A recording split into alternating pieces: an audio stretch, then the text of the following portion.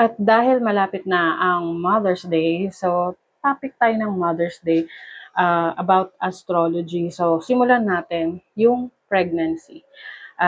So for pregnancy, of course, dapat sexually active ka. Yung mga transits na to, some of these transits marami pang nuance yan, marami pang ibang mga combination, but this is a classic, or these are classic transits na nag indicate ng potential pregnancy. Okay? So first is Jupiter transit in your first house, no? Because first house is about yourself, your body, physical body. Jupiter is about expansion. So expanding your family and expanding your physical self, no? Syempre pag nabubuntis, lumalaki ang ating katawan para sa iba. And of course, yung plus one, di ba? Or plus two, or kung anong ilan man yung pinagbubuntis ninyo. So, that's Jupiter. And then, lalo na, kung yung transit na to is favorable talaga sa'yo. For example, for Pisces risings, Jupiter first na transit. Tapos, Sagittarius rising, or Cancer rising. Ayan, classic yan talaga. And then, fifth house na transits. Kasi fifth house, it rules children. So, kung magta-transit yan sa fifth house mo, possible rin. Lalo na kung yung signs mo dyan is water sign or earth sign. Okay? But it doesn't have to be naman, as long as fifth house transits yan.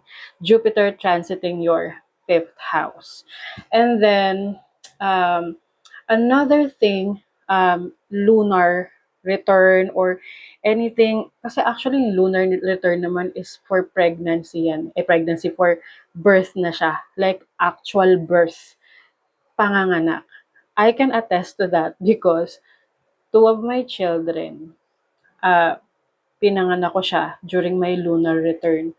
So, pinanganak ko sila during my lunar return. And the other two naman is before my lunar return and then after my lunar return. So, 'di ba? Ang galing lang. Kasi Jupiter is about fertility, 'di ba? Expansion. And another thing is yung Jupiter aspect. So, pwedeng Jupiter is aspecting your first house, your fourth house din. So, maaaring may transit din sa fourth house, or Jupiter aspecting your fifth house. And for ano naman, pagiging grandma, pwede tong sa ninth house. Okay? Jupiter transiting your ninth house or merong aspect sa ninth house. Another aspect is yung ruler ng fifth house ay aspecting Jupiter. So, pwedeng conjunction, lalo na conjunction or trine. For example, you have fifth house Scorpio, so ruler niyan is Aries. So, kung Jupiter is aspecting Aries, like conjunction o kaya trine, so there's a possibility of pregnancy.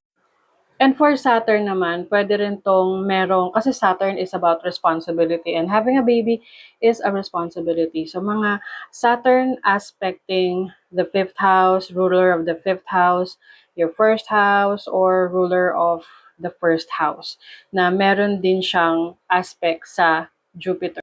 So for the actual birth, lalo na based on my experience, yung lunar return talaga, okay? Malaking epekto yan. Even, halimbawa, like, 2 signs away from your lunar return or 1 sign away, or yung exact lunar return based on my experience, 2 lunar return at isang 1 sign away my lunar return, and 1 sign before and after my lunar return. Just to add to that, kaya usually, kung ano ang moon sign ng mother mo, yun din yung moon sign mo. Gaya nga ng lunar return. And for me, ang moon sign ng mother ko is Sagittarius. And two of my kids, moon sign, Sagittarius din. And the other two is 1 sign before Sagittarius, which is Scorpio. And 1 sign after Sagittarius, which is Capricorn. And then for the actual birth, may kinalaman dito si Mars, kasi si Mars is yung, beginning, and also yung push, yung energy to na maglabas ng baby. Okay? So, maaring aspecting the fifth house or ruler of the fifth house, and also conjunct the 10th house placement. Let's say, conjunct your Venus or your Jupiter. Alam niyo kung bakit? Kasi napatunayan ko yan. Ngayong mga panahon na to, maraming nangyayari sa aking buhay ngayon na malaking effect si Jupiter. And even yung transit ni Uranus. So, amazing lang, nakaka-overwhelm, and nakakatuwa lang talaga na astrology is real. Comment nga kayo kung pareho kayo ng moon sign ng mother nyo or kung meron na kayong anak, meron kayong anak na pareho kayo ng moon sign.